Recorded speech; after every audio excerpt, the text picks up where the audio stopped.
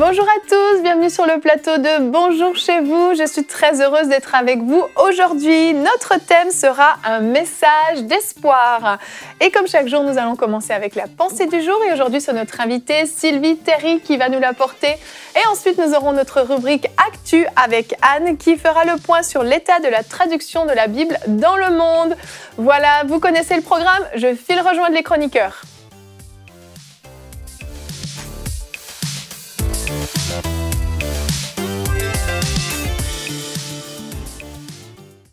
Bonjour tout le monde. Bonjour. Bonjour Evelyne. Comment allez-vous? Ça va bien. Ça va bien. Vous êtes encore avec nous aujourd'hui. On a une oui. super émission hier. Si vous ne l'avez pas regardée, allez la regarder parce que c'était vraiment une très bonne émission avec plein de choses enrichissantes.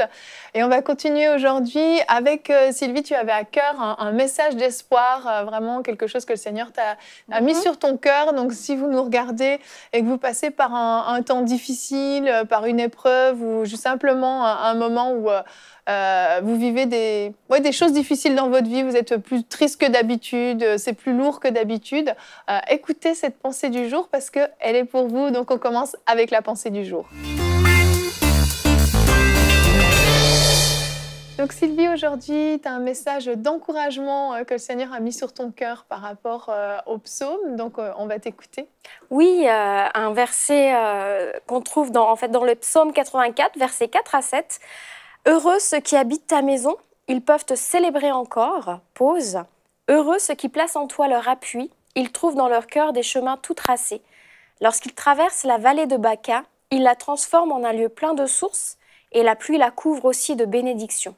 Leur force augmente pendant la marche, et ils se présentent devant Dieu à Sion. » En fait, ces versets nous disent que ceux qui habitent la maison de Dieu, ceux qui se confient en lui, s'appuient sur lui, sont heureux. Et on trouve le mot « heureux » répété 2 fois. C'est-à-dire qu'il y a une joie, qu'il y a un bonheur réservé pour ceux qui habitent la maison de Dieu. Alors, qu'est-ce que ça veut dire habiter la maison de Dieu? C'est tout simplement se tenir dans la présence de Dieu, être avec Dieu.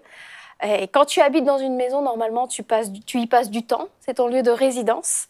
Alors, quand tu passes du temps dans la présence de Dieu, quand tu te tiens dans sa présence, il y a des bénéfices. Ça nous dit, ils sont heureux. Il y a une source de joie, en fait. Ils célèbrent Dieu, ils trouvent dans leur cœur des chemins tout tracés. Et juste pour dire un mot sur les chemins tout tracés, il y a différentes traductions pour ce passage, mais j'ai retenu celle-là. Quand tu te tiens dans la présence de Dieu, il y a des chemins tout tracés dans ton cœur. C'est-à-dire que Dieu te communique des directions pour ta vie. Ça, c'est un premier élément, un premier élément de bénéfice de la présence de Dieu, c'est que Dieu te dirige. Et puis c'est des choses que nous-mêmes, mon mari et moi, on a expérimentées. Alors qu'on se tient dans la présence de Dieu, Dieu nous parle, Dieu nous communique ses pensées, il met des convictions, des choses qui s'imposent à nous dans notre cœur. En fait, il nous révèle sa volonté et ses plans. Donc ça, c'est vraiment déjà un premier bénéfice. Dieu nous révèle sa volonté alors qu'on se tient devant lui dans sa présence. Mais les versets qui m'ont touchée surtout et sur lesquels Dieu a insisté, c'est les versets 6 et 7 que je veux vous relire. « Lorsqu'ils traversent la vallée de Baca, ils la transforment en un lieu plein de sources, et la pluie la couvre aussi de bénédictions. Leur force augmente pendant la marche, et ils se présentent devant Dieu à Sion. » Alors, c'est quoi cette vallée de Baca? La vallée de Baca, en fait, c'est la vallée des larmes. C'est la vallée des pleurs, où on trouve aussi dans certaines traductions, c'est la vallée de la sécheresse, du désert. Donc, c'est pas une vallée agréable. Mais la parole de Dieu nous encourage parce que ça nous dit que ceux qui se tiennent dans la présence de Dieu transforment la vallée des larmes, la vallée de la tristesse ou la vallée aride en un lieu plein de sources. Donc, alors qu'on peut passer des temps difficiles, de désert, de solitude, de larmes, de détresse, la présence de Dieu va nous restaurer. Elle va nous soutenir, elle va nous fortifier et nous donner des forces vives. En fait, la présence de Dieu, elle va faire toute la différence dans ces moments. Il y a une différence entre traverser la vallée de Baca tout seul et traverser la vallée de Baca avec Dieu. Et je voudrais vous dire aujourd'hui que Dieu se tient avec vous au milieu de la vallée de Baca. Quelle que soit cette vallée, ce que ça recouvre, si c'est le désert, les larmes, la solitude, Dieu est là, il vous accompagne et vous allez traverser cette vallée de façon victorieuse. Et la pluie de Dieu, ça nous parle de la pluie de Dieu dans ces versets, c'est la présence de Dieu aussi, va venir nous rafraîchir, va venir apaiser votre cœur, vous consoler si vous avez besoin de consolation, et vous allez même devenir une source de bénédiction pour les autres. Une autre traduction que j'avais trouvée, c'est lorsqu'ils traversent la vallée des pleurs, ils en font une oasis, ils en font jaillir des sources vives. C'est quelque chose de surnaturel en fait. On vient dans la présence de Dieu et on en sort différent. On vient chargé et on sort déchargé. Parce que on se tient dans sa présence, nos pleurs sont même transformés en joie. Et ça, c'est le fruit de sa présence, c'est surnaturel. On sort différent de sa présence. Sa présence nous restaure, nous guérit, nous fortifie. Et ça m'a rappelé en fait un témoignage d'une personne, une dame, qui était dans le ministère avec son mari. Tout allait bien, ils servaient le Seigneur ensemble et à un moment, il y a eu une crise dans leur couple. Malheureusement, le mari est parti avec une autre femme. Il a quitté donc sa femme. Il y a eu un divorce et la sœur en question donc, était effondrée. Ça a été vraiment difficile. Mais elle en est sortie en fait, elle en est sortie vraiment complètement transformée. Et quand on lui demandait mais qu'est-ce qui fait que tu t'es relevée, tout ça, elle disait c'est mon tapis de prière. En fait, ce qu'elle voulait dire par là, c'est les temps où je passais dans la présence de Dieu, où j'ai pleuré tout ce que j'avais à pleurer, la vallée de Baca, mais j'avais des rendez-vous avec Dieu et Dieu m'a complètement consolée, restaurée. Et aujourd'hui, cette femme, elle continue de servir Dieu. Elle est joyeuse, elle continue de porter du fruit parce qu'elle a eu des rencontres avec le Seigneur. Ça prend des fois du temps, mais le Seigneur est fidèle, il nous porte et il nous restaure. Et je pense que chacun d'entre nous, on a pu expérimenter ça où on avait des moments difficiles, mais alors qu'on allait dans la présence de Dieu, le Seigneur nous a relevés et puis la vallée des pleurs s'est transformée en oasis. Ouais. Je voudrais vous dire aujourd'hui qu'il y a de l'espoir.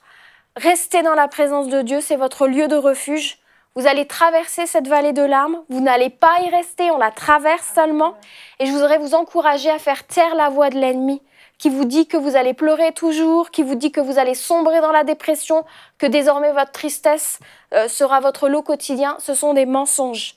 Le Seigneur est à côté de vous et il vous soutient, il va vous restaurer, vous allez sortir différent de cette vallée des larmes. Et votre force, comme nous dit la parole de Dieu, va augmenter pendant la marche. Amen. Alors soyez encouragés aujourd'hui, vous allez traverser cette vallée, le Seigneur est avec vous. Amen, amen, amen. Gloire à Dieu. Il est vraiment celui qui restaure nos forces, qui nous console, qui nous relève. C'est vrai, cette femme dont tu parles aurait pu rester à terre. Beaucoup, suite à un divorce, sont à terme jusqu'à la fin de leur vie. Certaines personnes vont porter cette tristesse sur leurs épaules toute leur vie, alors que le Seigneur a tellement une provision de consolation, d'amour, de joie, de paix qu'il veut déverser en nous. Mais comme tu l'as dit, l'endroit où il le déverse, c'est dans sa présence. Et souvent, on passe à côté, on va être tellement dans une phase de lamentation. Et le diable sait, souvent quand on se sent mal, on va s'éloigner de Dieu, on va prendre nos distances. Certains même n'iront même plus à l'église, vont dire « Ah non, moi je prends mes distances, je suis trop malheureux, je veux plus les questions des gens, etc. » Puis on s'éloigne de Dieu au lieu d'aller à la source de notre joie, la source de notre paix qui est le Seigneur. Je ne sais pas si vous avez vécu déjà des temps de consolation, des choses particulières dans vos vies où surnaturellement le Seigneur vous a relevé. Moi j'ai un témoignage de quelqu'un qui avait... C'est une dame qui avait... en fait, elle a fait une fausse couche, elle a perdu un bébé. Oui. Et je me souviens, elle est venue à l'église le matin, puis je la vois, elle était triste. Et en fait, elle venait de perdre le bébé, là. Oh. Et donc, elle allait partir à l'hôpital après la réunion pour avoir un curetage. Oh là là. Et puis, j'ai prié avec elle, une prière rapide, la réunion allait commencer. Et j'ai été conduit dans la prière après pour que le Seigneur lui communique une révélation de son enfant. Parce que l'enfant, lui, même s'il n'a pas eu le temps de vivre sur terre, son esprit reste auprès de Dieu et elle va le retrouver. Et pendant la louange, en fait, Dieu lui a donné une vision et elle a vu un fils. Et puis, il avait à peu près une quinzaine d'années. Wow. Et au moment où elle a eu cette vision, elle le voyait bien, comme avec Jésus, tout ça, il y a un poids de tristesse qui est parti. Ça, c'était vraiment quelque chose de surnaturel. Et donc, elle en a parlé quelques mois plus tard à l'église, et elle disait, mais c'est incroyable comment Dieu est venu guérir mon cœur. Et je crois vraiment qu'il y a une consolation surnaturelle qui peut prendre place dans les temps avec Jésus, parce qu'il est celui qui guérit les cœurs brisés. Il y a vraiment ce verset aussi qui dit « Il change notre deuil en allégresse ». Et ça, c'est bizarre, comment on peut passer d'une position aussi extrême de l'une à l'autre. Mais il y a quelque chose vraiment de Dieu, il est le consolateur. Exactement, oui. On a posé la question dans le sondage du jour, justement, aux internautes, savoir si les gens avaient déjà été consolés surnaturellement. Et puis, 92% ont répondu que oui. Donc, c'est quelque chose qui est vraiment disponible, que les gens expérimentent. 7% non, pourtant, j'en aurais eu besoin. Et 1% non, je n'en ai jamais eu besoin. Gloire à Dieu pour les 1%. Mais 92%, j'étais heureuse de voir ce résultat parce que les gens l'expérimentent, cette consolation surnaturelle. Et c'est vrai que c'est quelque chose qui n'a aucun sens dans notre logique. Toi, Anne, je me souviens, tu en as déjà parlé dans Parole de femme. Tu as expérimenté aussi cette consolation surnaturelle. Oui, à plusieurs reprises. Et puis, c'est pas programmé, c'est pas de la manipulation mentale. C'est vraiment, on s'abandonne dans les bras de Dieu. Et peut-être d'autres l'ont expérimenté aussi. Tu viens devant Dieu en deuil, et puis tu sens vraiment qu'il te soulève. Il te soulève, hein, c'est quasiment physique. Il te soulève et tu lèves les yeux vers lui. Et là, ta tristesse, c'est un lointain souvenir. Il faut le vivre. Il faut le vivre pour comprendre, il faut l'expérimenter. C'est difficile de mettre des mots là-dessus. Mais oui, il change notre deuil en allégresse. Et on peut passer effectivement, c'est complètement hallucinant à dire, mais du deuil profond, de la tristesse profonde à une joie profonde. Parce que notre joie, elle n'est pas sur les circonstances de notre vie, sur les circonstances de cette vie terrestre, mais elle est dans l'éternité. Et quand on a cette conscience de l'éternité, les choses de la terre, vraiment, il y a un cantique qui le dit, mais c'est vrai, les choses de la terre pâlissent peu à peu. C'est une autre mesure, c'est une autre dimension. Quand on s'approche de Dieu, Dieu nous donne la conscience qu'il y a autre chose, il y a la conscience de l'éternité. Et quand il s'agit de la perte d'un enfant, je suis bien placée pour en parler puisque j'en ai perdu 2. Il y a cette consolation de se dire et de le savoir au plus profond de soi qu'ils sont là-haut, ils nous attendent et ils sont bien. Alors, c'est juste, son passage a été plus court sur la terre, mais ils nous attendent. Et pour ceux qui nous écoutent, qui ont vécu des deuils ou qui sont en train de vivre des deuils, c'est pas une vaine consolation que de se dire « il nous attend dans l'éternité », c'est la vérité. Tout à fait. Dieu a prévu, après la mort, une place où on sera bien, où on sera dans la félicité, et nos êtres chers, nos bébés, nos enfants qu'on perd, on va les retrouver là-haut, c'est une certitude. Et oui, Dieu console. Vraiment, vraiment. On peut regarder notre verset du jour qui est dans les psaumes toujours, parce que c'est vrai que David a expérimenté la tristesse extrême, mais il a expérimenté la joie extrême. Et il a dit « Tu as transformé mes pleurs en une danse de joie. Tu m'as ôté mes habits de deuil pour me revêtir d'un habit de fête. » Et c'est vraiment ce que le Seigneur peut faire dans nos vies. Et c'est complètement surnaturel. Et c'est vrai qu'il faut l'expérimenter pour le comprendre, parce qu'on a du mal. Et c'est vrai que cette femme qui dit qu'elle a senti vraiment comme un poids de tristesse être retiré, vraiment, je peux tout à fait le comprendre. C'est vrai que la tristesse est tellement écrasante et tellement accablante que quand ça s'en va, tout à coup, il y a une légèreté. C'est quelque chose de spirituel, hein, cette tristesse comme ça qui nous met à terre de cette façon-là. C'est certain que le diable est dans le coup, hein, là aussi. Et quand le Seigneur vient, pose sa main et met son baume de consolation, c'est juste... C'est juste lui qui peut le faire. Et vraiment, complètement. C'est quelque chose aussi qu'on peut partager aux gens qui nous entourent. Des fois, les gens se disent « mais moi, j'ai pas vécu telle ou telle grande chose miraculeuse ». Mais la consolation, c'est très puissant parce qu'il n'y a aucun médicament, aucune thérapie qui peut amener cette consolation surnaturelle. Et des gens tristes autour de nous, il y en a plein. Des gens dépressifs. Et donc, si vous êtes passé par si ceux qui nous écoutent sont passés par un moment comme ça de consolation, vous avez un témoignage puissant à partager. Il y a une huile de joie qui est disponible. Amen, amen. Et j'aime ce que tu partageais aussi, Sylvie. Tu disais que non seulement on est consolé, mais ensuite on donne aux autres. Et c'est vrai que quand on est dans une phase de tristesse, d'accablement, de douleur, on ne voit plus le malheur autour de nous parce qu'on est centré sur nous-mêmes, sur nos propres malheurs.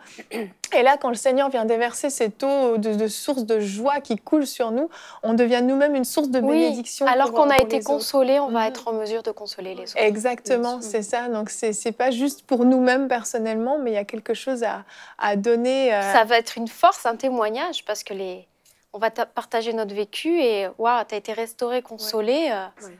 Ça va inspirer les gens et puis ça va leur donner le goût de goûter à cette présence de Dieu. Tout à fait. Et je pense qu'il faut avoir ce désir aussi d'être consolé et de se dire, juste d'entendre ces témoignages, d'entendre ce message d'espoir que tu as donné. C'est possible parce que la consolation, c'est comme tu disais, il n'y a pas de médicaments, il n'y a rien, mais c'est tellement invisible quelquefois, et la souffrance est tellement invisible en fait et pas palpable que on peut avoir plus d'incrédulité à croire dans la consolation. On peut croire qu'un membre peut repousser, on peut croire qu'un aveugle peut voir, mais croire que mon âme puisse être consolée, puisse qu'à nouveau je puisse goûter à la joie, que j'ai le goût de vivre, ça peut sembler complètement fou, mais lorsqu'on traverse, et comme tu l'as dit, on traverse juste la vallée de Baca, et on la traverse, il y a une issue, et cette issue-là, c'est le bonheur, c'est la joie, c'est la félicité, comme tu dis, et même sur cette terre sans attendre l'éternité, et c'est d'accepter aujourd'hui que le consolateur est là et il veut le faire, et d'accepter de renoncer. Le psaume disait « Il a ôté mon habit de deuil ». C'est d'accepter d'être dévêtu de cet habit de deuil, de perdre peut-être quelque chose qui est devenu une identité aujourd'hui, pour revêtir, laisser le Seigneur vraiment nous revêtir de cet habit de joie, et puis d'accepter cette identité. Exactement, mais c'est vrai ce que tu dis, hein. C'est vrai qu'il faut laisser le Seigneur agir parce qu'il est là, et il faut faire la démarche d'aller dans sa présence, comme tu le dis, hein. Si on ne fait pas cette démarche. Et de démarche, rester dans sa présence jusqu'à ce que les larmes cessent de couler. Oui, en fait. exactement. Pas juste un petit peu de la présence de Dieu, mais prendre le temps qu'il faut, que tout sorte, tout soit évacué, et puis que la joie du Saint-Esprit vienne sur nous. Amen, amen. Donc, il y a de l'espoir. Je ne sais pas ce par quoi vous passez. Le Seigneur le sait, lui, c'est certain. Il y a de l'espoir pour vous. C'est vraiment le message central qu'il faut retenir de cette pensée que Sylvie nous a apportée. Il y a de l'espoir pour vous. Il n'y a aucun cas qui est impossible pour le Seigneur. Votre cœur est consolable encore. Même si vous pensez, non, moi, c'est fini, c'est trop. La tristesse m'a rongé, l'amertume m'a rongé, c'est fini pour moi. Ce n'est pas vrai. Le Seigneur peut, de façon complètement surnaturelle et miraculeuse, vous relever, j'ai envie de dire, d'une seconde à l'autre. C'est possible, là, maintenant, tout de suite, c'est possible. Le Seigneur peut vous relever à l'instant même où vous nous entendez discuter. Vous sentez la présence de Dieu qui vient sur vous, et vous sentez ce poids de tristesse, ce poids de douleur qui vous quitte. C'est disponible, c'est possible pour vous. Donc, ouvrez votre cœur à ça, parce que je suis convaincue que le Seigneur veut le faire dans vos vies. On va continuer en parlant de la traduction de la Bible, Anne. Donc, on va enchaîner tout de suite avec la rubrique Actu.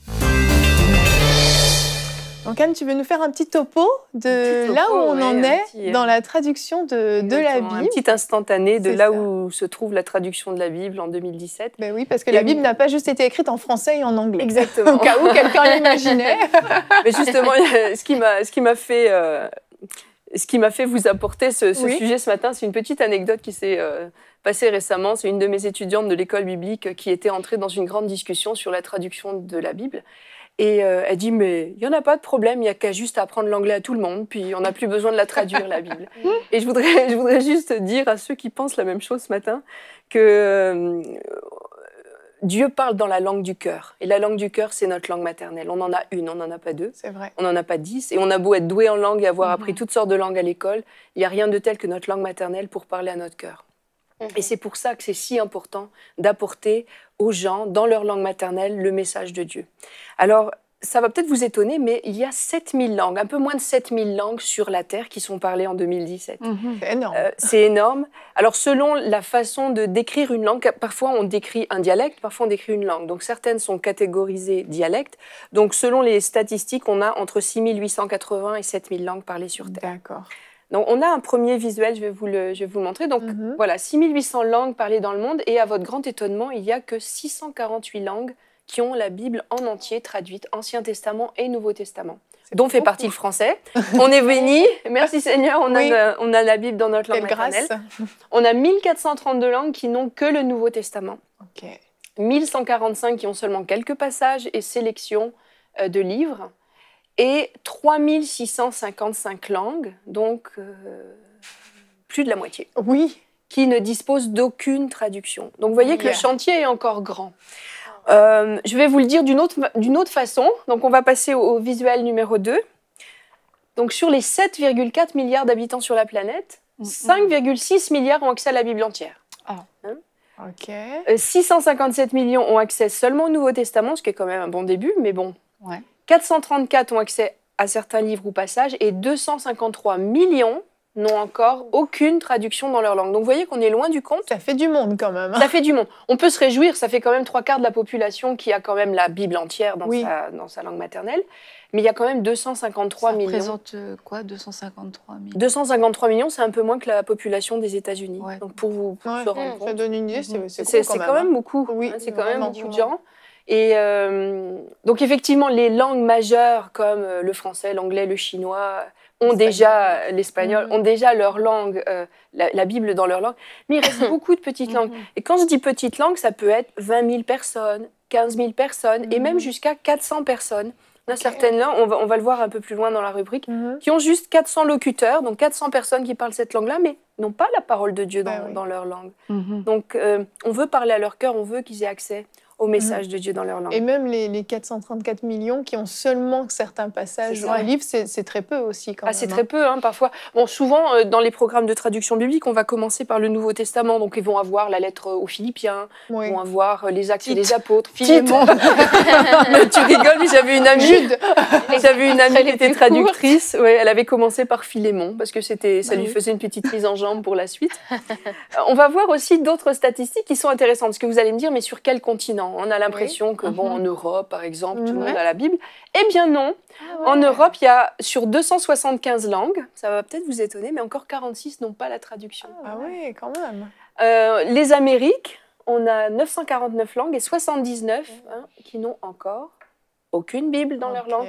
Bon, c'est majoritairement des langues qui sont parlées par des populations en Amérique du Sud, surtout. Voilà. Parce que d'une manière générale, en Amérique du Nord, tout a été traduit. Les langues cri, par exemple, algonquins ont leur Bible. Mais c'est surtout en Amérique centrale et du Sud.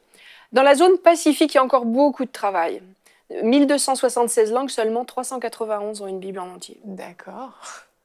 Non, pardon. Non. Ils sont en attente de traduction. Pardon, lapsus.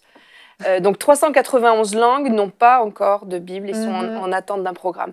En Asie, c'est 547 langues qui n'ont pas de Bible en entier sur 269 langues au total. Et en Afrique, c'est ceux qui ont encore le plus besoin, 715 langues qui restent en attente d'un programme de traduction sur 2118 langues. Donc il y a encore beaucoup de travail. Pour ceux qui pensaient que tout le monde avait accès à la Bible dans leur langue, eh bien non. La preuve que non. Il y a encore beaucoup de travail. Ça avance vite par contre, mais il y a encore beaucoup de travail. Par exemple, en Australie, vous allez me dire, en Australie, tout le monde parle anglais. Annabelle, tout le monde parle anglais en Australie. Eh bien non, tout le monde ne parle pas anglais. Dans le bush australien, il doit y avoir... Dans le bush australien, exactement, vous serez surpris d'apprendre qu'il y a 230 langues rien qu'en Australie. Waouh.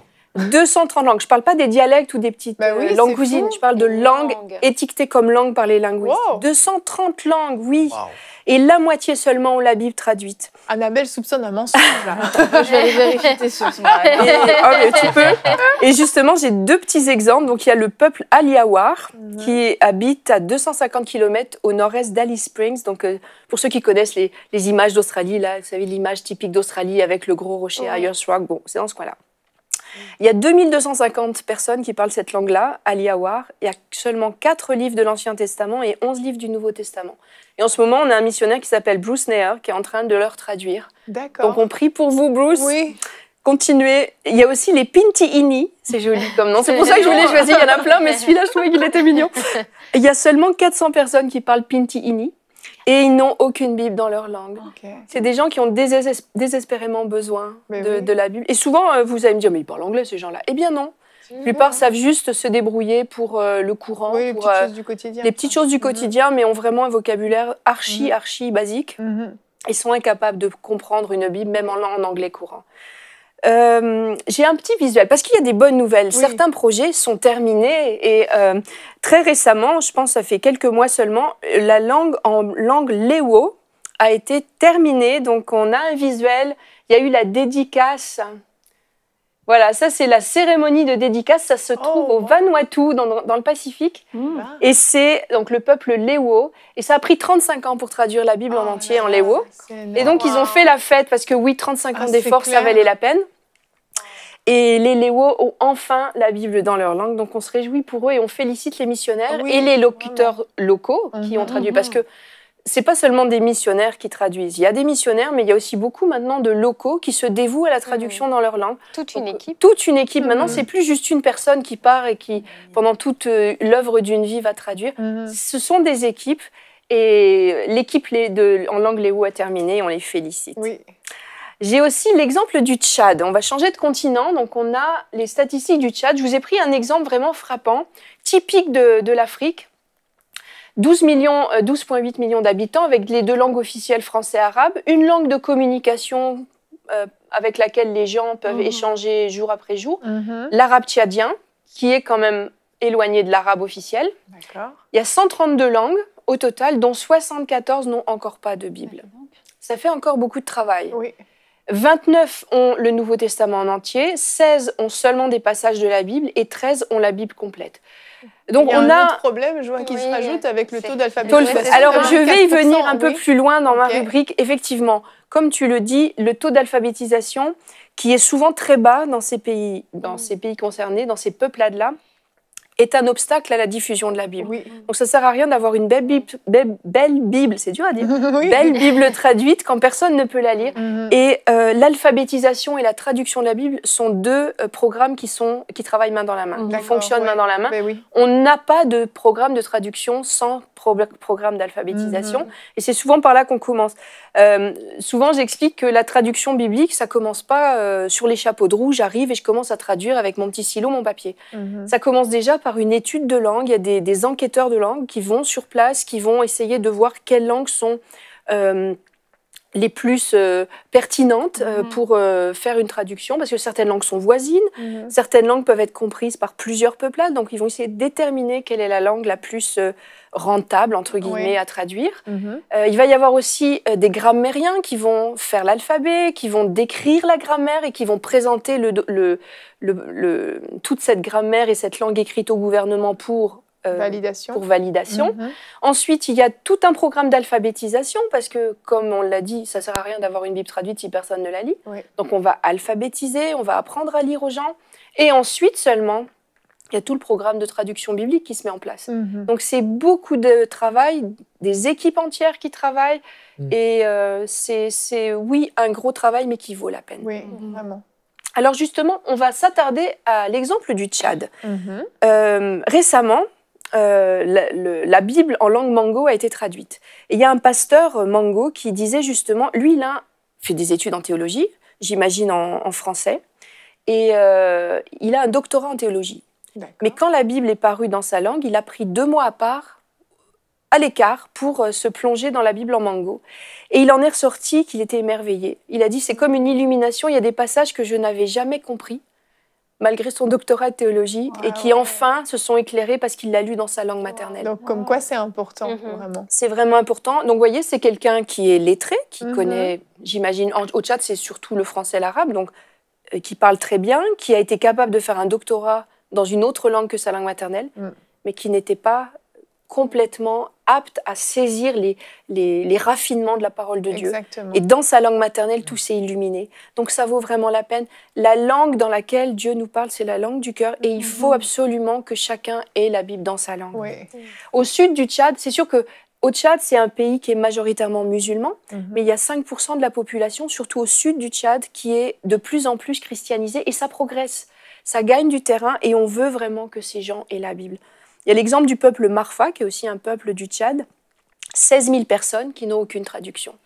Et qui a un taux d'alphabétisation qui est très bas, donc ces gens doivent apprendre à lire et on doit leur fournir la Bible dans leur langue. On a un dernier visuel qui est sur justement les besoins de traduction. Vous allez me dire, alors où est-ce qu'on en est? Alors, en résumé, 1,5 milliard de personnes ont leur Bible complète. 2667 traductions sont en cours. Il y a des équipes dans 2267 langues qui sont en train de travailler à l'heure où je vous parle.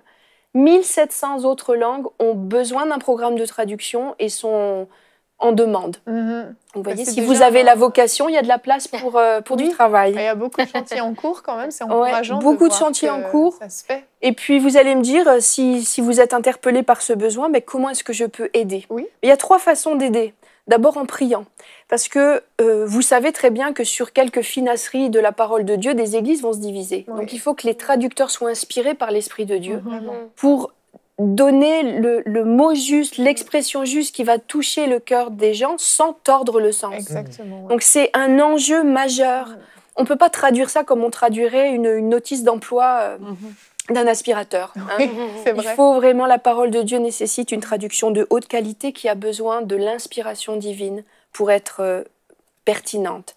Maintenant, vous pouvez aussi vous impliquer directement. Si vous avez, il y a toutes sortes de talents, hein. On croit juste un traducteur, mais non, ça va beaucoup plus loin. On peut, oui, avoir besoin de traducteurs, on a besoin d'informaticiens, parce que maintenant, il y a des programmes qui permettent de réduire considérablement la durée de traduction d'une Bible complète. Il y a des spécialistes du grec, de l'hébreu, qui vont faire l'exégèse, qui vont vérifier que le sens est exact. Il y a des enseignants pour l'alphabétisation. Si vous avez un talent pour l'alphabétisation, il y a des besoins de secrétaires, pour des gens qui font tout travail d'édition aussi. Il y a besoin de comptables et même de pilotes. J'ai mon gendre qui travaille avec les pilotes qui justement assure toute la logistique pour les équipes de traducteurs sur place. Donc, il y a toutes sortes de talents. Donc, laissez Dieu vous parler. Puis, si c'est votre cas, si vous vous sentez interpellé, mettez ça devant Dieu parce qu'il y a encore beaucoup de besoins. Puis, vous pouvez donner parce que vous vous doutez bien que tous ces programmes-là ont un coût et un gros coût. Donc, vous pouvez prier, donner, vous impliquer et donner généreusement pour ces programmes. Et puis, soyez reconnaissants pour la Bible que vous avez, ou les Bibles, peut-être vous en avez une pleine bibliothèque, parce que c'est une grâce de Dieu d'avoir la Bible dans sa langue maternelle. Et moi, je connais par exemple l'anglais, mais l'anglais m'a jamais parlé comme le français. Le français est la langue de mon cœur, et quand Dieu me parle en français. Wow. Merci beaucoup, Anne. Je pense qu'en l'écoutant, on se souvient tous de ces images de ces Chinois ou d'autres pays qui tout à coup reçoivent des Bibles traduites dans leur langue et tellement de joie, tellement... Puis c'est vrai que nous, on est là, on a grandi avec des Bibles dans nos mains et puis ça paraît tellement naturel, mais en fait, ils ont célébré 35 ans de traduction quand même là dans le Pacifique. J'ai oublié le nom. C'est les Léo, au Vanuatu. Vanuatu. Ça, je connais le Vanuatu. Vanuatu, voilà. Donc c'est extraordinaire, c'est vrai que c'est un travail colossal. Personnellement, je ne sais pas vous, mais vous saviez à quel point c'était beaucoup de travail? Oui. Je vais me tourner vers mes amis. C'est vraiment impressionnant. Et nous, ses amis. Moi, je me souviens, à un moment, on a une jeune femme qui est venue présenter un projet. Elle traduit donc la Bible en Sibérie, pour un peuple là-bas. Et c'était impressionnant de voir le travail que c'est de commencer par des petits textes, valider que les personnes locales comprennent, c'est bien compris. Ensuite de ça, il y a l'édition. Puis là, on est content d'avoir sorti quelques paraboles. Puis après ça, c'est un processus de tellement de longue haleine. Ah oui, vraiment. Et des fois, même, il y a des équipes qui se relayent. C'est pas la même personne qui fait ça tout au long de sa vie. Et je crois vraiment que c'est important d'avoir cette compréhension que tout le monde n'est pas appelé à la même chose. Et il y a vraiment des talents très spécifiques. Ouais, c'est ça. Peut-être des gens, vous êtes en train de nous regarder, vous étudiez spécifiquement dans les langues, Dieu vous a donné un don à ce niveau, et il va vous utiliser. Et si vous êtes, je crois, pendant que tu partageais, je sentais vraiment la présence de Dieu. Je crois vraiment qu'il y a des gens, Dieu vous appelle à traduire. Alors peut-être que vous n'aurez pas une Bible comme Louis II qui va porter votre nom, parce que ça va être une équipe, mais vous allez vraiment avoir un impact sur des générations. Et ça commence par la parole de Dieu qui arrive dans la langue, et ensuite de ça, le réveil, l'évangélisation peut prendre place. Tant qu'il n'y a pas la Bible, c'est difficile. Exactement. Tout à fait. C'est combien de temps maintenant pour traduire Mais ça dépend. Là, tu vois, en Léo, ils ont mis 35 ans. Moi, je sais que quand j'ai fait ma formation Wycliffe, on m'avait dit qu'avec les programmes de traduction assistée, maintenant, ils arrivaient, en tout cas, c'était leur objectif, de réduire à 5 ans. D'accord. Mais on le voit avec les Léo, ça a pris quand même 35 ans. Oui. C'est quand même un travail de très longue haleine. Et c'est sûr que plus l'équipe est nombreuse et qualifiée, plus le temps va être réduit. Mais on peut, dans les sujets de prière, on peut prier aussi pour qu'il y ait les obstacles administratifs qui soient levés. Parce que les gouvernements locaux, parfois, ont des exigences quasiment impossible à satisfaire. Il y a toutes sortes d'administrations qui bloquent, et on ne peut pas venir la bouche en cœur avec notre bon cœur et faire notre traduction. Il y a besoin il y a besoin d'argent, mais il y a aussi besoin de toute cette huile sociale. Il faut qu'on soit accepté dans le peuple où on arrive. Il faut que les chefs de clan, les chefs de village nous acceptent. Il y a de gros défis que rencontre un travail missionnaire. C'est un travail missionnaire. Vraiment. Et ils ont besoin de nos prières. Ils ont vraiment, les traducteurs locaux ont besoin de nos prières. Et si vous avez à cœur de prier pour des associations comme la Wycliffe, Mais il y en a d'autres, hein. Il y a l'Alliance biblique, il y a d'autres programmes qui se chargent de traduction. Si vous avez à cœur, allez sur leur site internet. Il y a des sujets de prière, il y a des noms de missionnaires, des noms de peuples pour lesquels on peut concrètement... Il n'y a rien de tel que la prière concrète. Je prie pour le peuple Léo, pour Bruce Nair qui traduit. Il faut des noms, il faut des choses concrètes. Et puis, attelez-vous à la tâche. Prenez à cœur un peuple, prenez à cœur un missionnaire et priez pour eux parce qu'ils en ont besoin. Et c'est un enjeu parce qu'on sait que Jésus reviendra quand toute la création aura entendu. Donc, c'est un enjeu même pour nous, pour vos enfants, pour vos petits-enfants. Priez pour eux parce que c'est un enjeu de génération. Ah, tout à fait. Vraiment, merci beaucoup Anne de nous avoir éclairé sur ce sujet. Je pense que moi, personnellement, je n'y connaissais rien. En fait, j'y avais même pas particulièrement pensé, je ne m'étais pas posé la question. Et c'est vrai qu'auparavant, c'était un missionnaire qui donnait sa vie entière pour la traduction d'un ouvrage de la Bible. Et puis, c'est vrai que là, il y a des enjeux supplémentaires, mais on peut vraiment avoir une accélération qui se produit parce que justement, si c'est un travail d'équipe qui est fait, ça peut aller 2 fois, 3 fois, 4 fois plus vite en fonction du nombre qui va s'atteler à la tâche.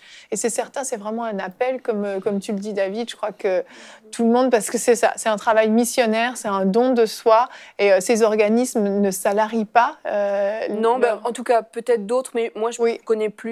Au niveau de la Wycliffe, en tout cas, la Wycliffe envoie des missionnaires qui sont eux-mêmes envoyés conjointement par leur famille d'église.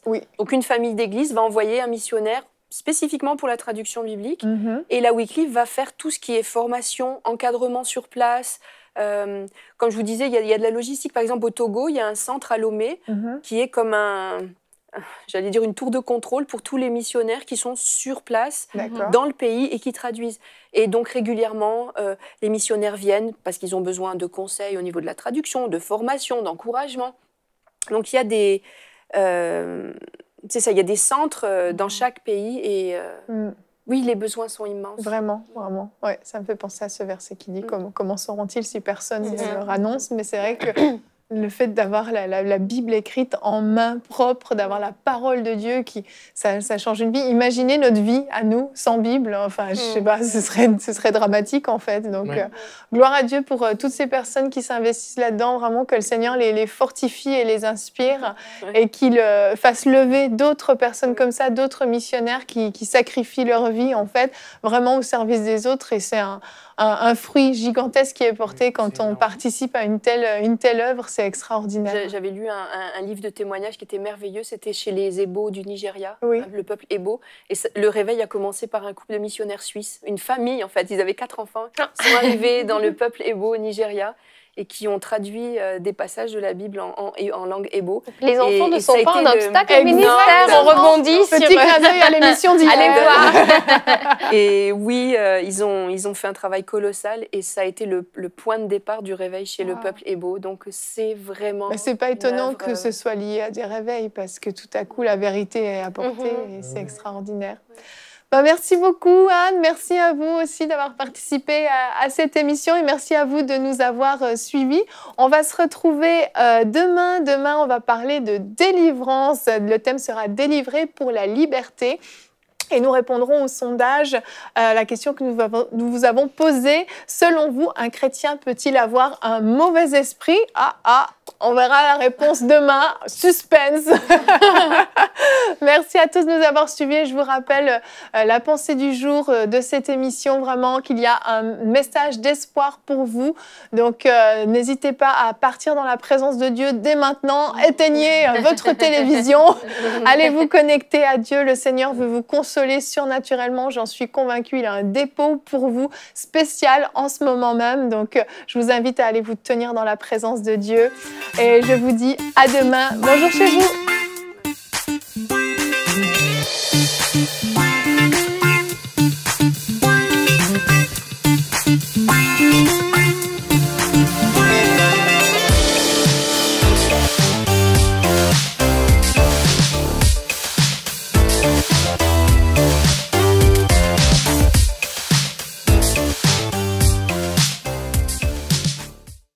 Cette émission a pu être réalisée grâce au précieux soutien des partenaires d'Enseignement Canal International. Retrouvez tous nos programmes sur emcitv.com.